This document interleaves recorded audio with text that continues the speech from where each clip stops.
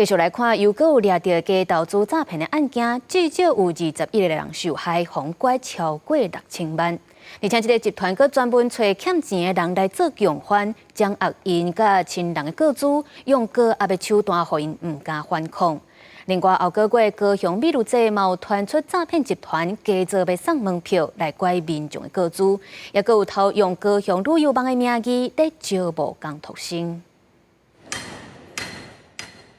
刑事局南部打击犯罪中心掠到这个拐人投资的诈骗集团，发现嫌犯为着洗钱、甲领赚来侥幸钱，专工会去找欠钱的人来做共犯，甚至掌握伊的个资、有亲人的资料，避免乌食乌，嘛会当伫共犯互人掠去的时阵，以家属的名义来请律师。他们先招募急需用钱的车手加入，由王贤以高压手段控管旗下车手，杨贤则在幕后发号施令，负责指派、调度及发放薪水。集团为去年9月到今年4月，上无为21个被害人手头骗到6000万以上的钱，涉案的人拢依照违反诈欺等罪嫌，移送桥头地检署侦办。